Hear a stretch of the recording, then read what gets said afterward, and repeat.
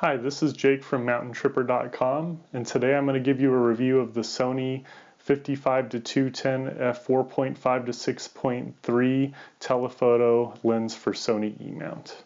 Now, first let me tell you about what I like about this lens. First of all, I actually like the build quality. Now, this lens is not very expensive. It retails for about $350, but it's actually very well built. Most of the body here is metal.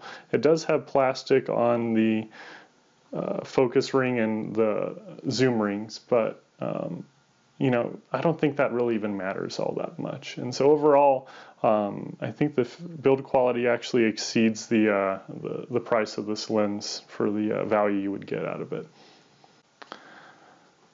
Another thing I like about this lens was the ease of use. I could literally take the lens out of the box, put it on my Sony a6000 and start shooting. It was very easy to use, very easy to figure out, very intuitive. And it works very well with the Sony lenses in terms of using the autofocus, manual focus, etc. I also like the large manual focus ring on this lens. It moves really well, it's nice and smooth, and it's nice and big, easy to grab a hold of when you're in the middle of working on a shot.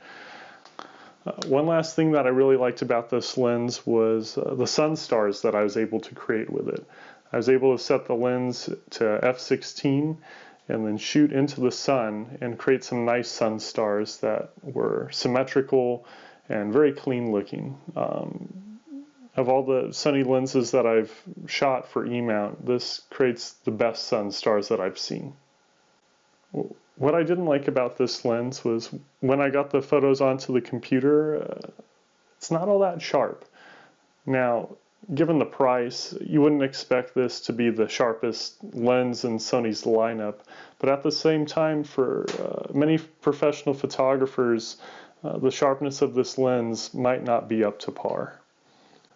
Other things of note about this lens, it is larger than other Sony E-mount lenses, but compared to a telephoto lens that you would typically find attached to a DSLR, it's actually a fairly small lens. And as you can see, it does fit on my Sony a6000 body rather nicely. Now, this lens is a variable aperture lens, varies between f4.5 to f6.3. So if you're doing video, it might not be the best choice if you want to keep a consistent aperture in all of your footage. On the subject of aperture, this is not a fast lens. The fastest it goes is f4.5. So if you are shooting in low light, and shooting moving subjects in particular for, let's say, sports photography or wildlife, it's probably not the best choice. If you're doing wedding photography, portraiture, stuff like that, probably not a good choice for that as well. The bokeh on this lens is rather harsh. So for portraiture or wedding photography, wildlife photography, it's probably not a good choice. One other thing that I don't care for when using this lens is the fact that when autofocusing, especially with shooting animals at the zoo or shooting people, it tended to miss the subject and focus on the background. And it did this fairly often, which was kind of annoying. And some of the shots I took, I would shoot 5 or 6 frames and only get one of them with the correct focus locked in. Now, all of these things might be expected given the price point of this camera, which retails for about $350 US. So, as such, it's not great for most professional uses. But the one thing it is pretty good at is landscape photography. If you're shooting landscapes, you'll be shooting still subjects, so you don't need fast shutter speed. You can use long exposure, shoot with the camera on a tripod, and for those purposes this lens does perform very well.